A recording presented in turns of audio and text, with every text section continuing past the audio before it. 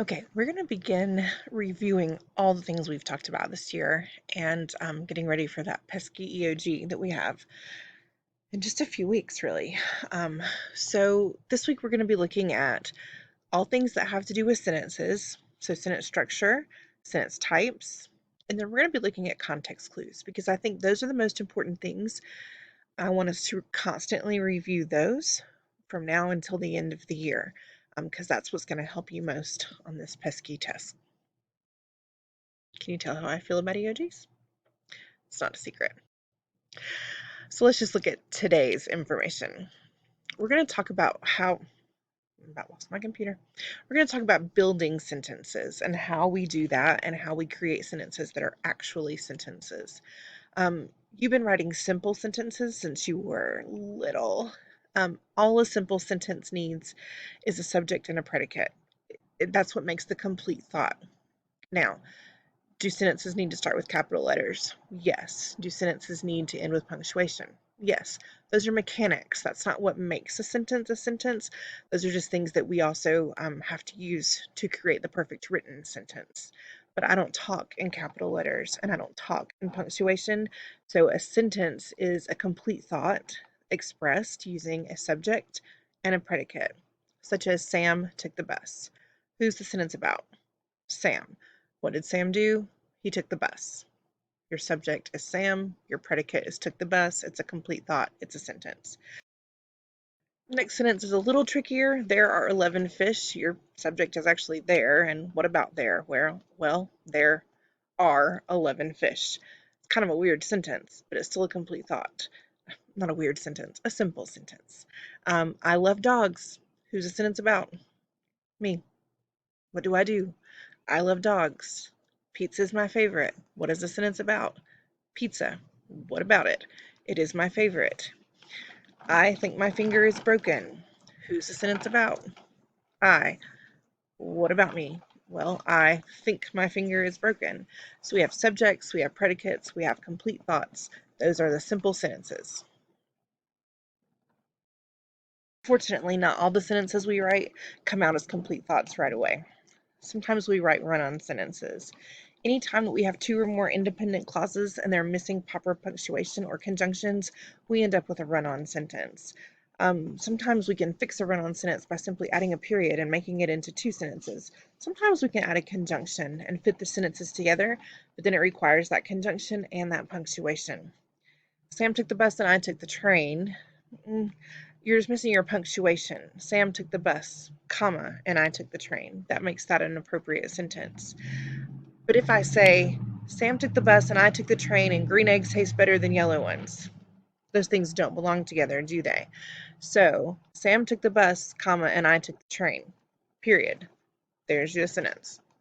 Green eggs taste better than yellow ones. It's a sentence by itself. It doesn't need that first part to go with it. So that run-on sentence can be divided into two sentences or even three. Sam took the bus. I took the train. Green eggs taste better than yellow ones. 3 sentences. And then very frequently we end up with sentence fragments. And those sentence fragments are missing something. They're either missing a subject or they're missing part of the predicate. They just don't express a complete thought. So I always say, if I could walk up to you on the street and say this sentence and it doesn't make sense, then we need to look at that sentence because something's missing. If I walked up to you and said, while I was taking the bus, doesn't it sound like something else needs to come after that? Absolutely, because it's not a complete sentence. While I was taking the bus, I fell asleep. That's a complete sentence, but I'm missing that next part. After the storm, the power came back on. After the storm, I cleaned up the yard. Something has to happen after the storm, or we can go outside and play after the storm. You can add something before, you can add something after, but you need to add something because after the storm by itself is not a complete thought. He took the bus, but I walked down to store. This is closer to a sentence, but we're missing an article. And I'm not talking about like a magazine article. An article can be a, and, the, those little bitty words that we don't know what else to call them sometimes, but they're super necessary. He took the bus, but I walked down to the store. Helps make that a complete sentence or a complete thought. Okay, so we have complete sentences, simple sentences. We have fragment sentences that are missing something, and run-on sentences that need to be divided into multiple sentences, or we need to add punctuation or conjunctions. So that's your super fast review on sentences. Let's do this together. Because we lost the game, well, I've already marked this one. This is a fragment. I could say the team was upset because we lost the game, or because we lost the game, we don't get to go to the championship. I need to add something. It's a fragment by itself. It's not a complete sentence. The dog chased the 3 cats. Well, who's the sentence about? The dog. What did the dog do? Chase the 3 cats. That's a sentence. My parents helped me. Okay, who's the sentence about? My parents. What do my parents do? They help me. Complete sentence. We bought the new chair with our credit card. Who's the sentence about? We. What did we do? We bought the new chair with our credit card. Okay, it's a complete sentence. She taught the lesson, she gave a test. Okay, who's the sentence about? She. What did she do? She taught the lesson, she gave a test. It's a lot of information, isn't it? What if I said she taught the lesson, period, she gave a test, period? Or she taught the lesson, comma, then she gave a test. So without adding punctuation or without adding those conjunctions, this is going to be a run-on sentence. It's too much in one. He wants to go to school, he wants to get a job.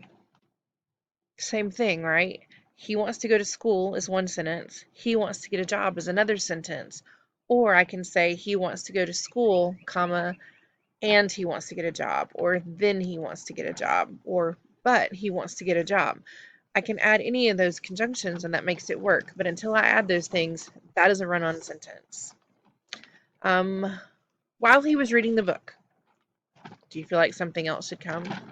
While he was reading the book, he ate milk and cookies, or he had a snack. I guess you don't eat milk. You get the idea. It's missing something, so that's a fragment. I failed the test, I didn't study. If it feels like I'm trying to rush it in there, I am, because there's only one period. I can't stop after the word test, even though I really want to, because my ears know that I failed the test as a complete thought and there should be a pause there. So when there isn't, I know, okay, this is going to be a run-on. I failed the test, comma, because I didn't study. Very likely. I failed the test, period. I didn't study. If I leave it as it is, it's a run-on sentence. The salesman wearing the red tie, I'm missing something, right? I don't know what we want to say about that salesman. So that is definitely a fragment. The play was long, we didn't stay until the end. Again, it feels rushed because my brain wants to say the play was long, period. We didn't stay until the end. Or the play was long, comma, so we didn't stay until the end. So that's a run-on. And that's your super quick review on complete sentences, sentence fragments, and run-on sentences. Think you got that? I do too. Let's keep going.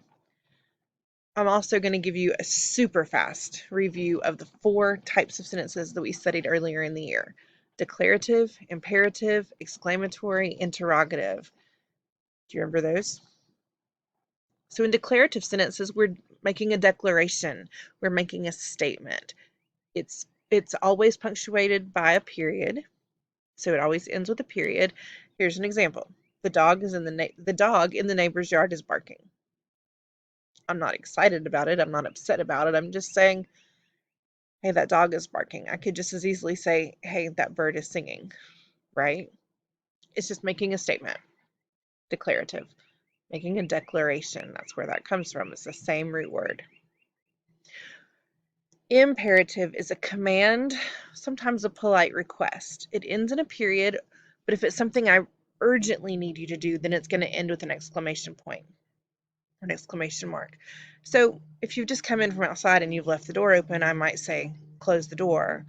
If you're being chased by a rabid dog and it's right behind you, and you've come into my house and you haven't shut the door behind you, and that dog's going to follow you, then I'm going to yell, close the door, and I'm going to end that with an exclamation point. Either way, it's imperative because I'm telling you to do something. When I come to class and I want to do read aloud and I say, please stop talking, or please be quiet, that's a polite request. It doesn't yet come to the point where I'm yelling, please stop talking, because that would end with an exclamation point. But this would be just with a period. It doesn't matter if it's asking you to do something or telling you to do something, it's imperative. Imperative, you can also use that word to mean necessary. It is imperative that you write your name on your paper. It is imperative that you charge your computer every night. It is necessary. It's telling you what to do. Then we get to exclamatory. Exclamatory sentence expresses great emotion or excitement. It always ends in an exclamation mark. For example, the house is on fire. Most of you wouldn't go, house is on fire, because that's weird. That's something we would definitely say with great emotion, right? So that would be exclamatory. Anything that you think, oh, I would probably say that louder or faster or with great urgency, it's going to be exclamatory. And it always ends in an exclamation point. Always. And finally, interrogative. If you are being questioned for a crime, they're going to interrogate you. They might take you to the interrogation room. It's the room where the questions get asked. Interrogate means question, so interrogative means a sentence that asks a question. It always ends in a question mark. Is it raining? Are you hungry? Did you do your homework? Is your computer charged? All of those sentences end with a question mark, and they're interrogative. Declarative declares a statement. Imperative asks you to do something. Exclamatory expresses great emotion. Interrogative asks a question. Those are the 4 types of sentences. Let's practice. Have you made a decision yet? Ends in a question mark. The only thing it can be is interrogative. The girl in the white jacket is lost. Ends in a period. So it can be imperative or it can be declarative. Does it tell me to do something?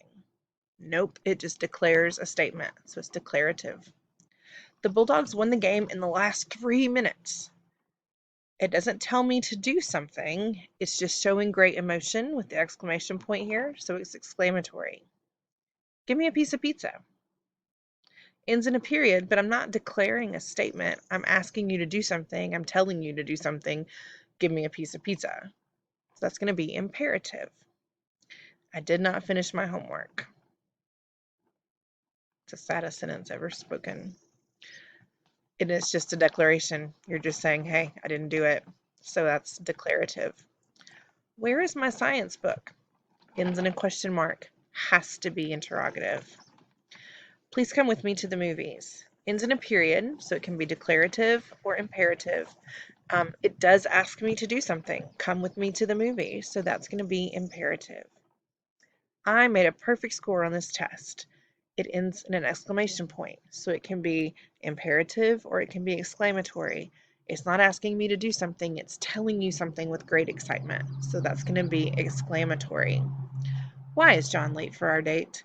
There is the question mark at the end, so it doesn't matter even what the sentence says. If it ends in a question mark, it's interrogative.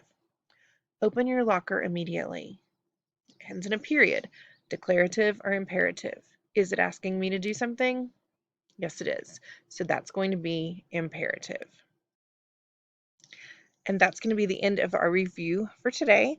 Go back to your Google form and you will see what you need to do next. If you have any questions on your assignment today or any of the practice that we have set up, this video will be here and you should refer back to it. Now that you've watched it, you can use the scroll bar at the bottom to get back to the place that you want to be to get a reminder of what those things are. Okay?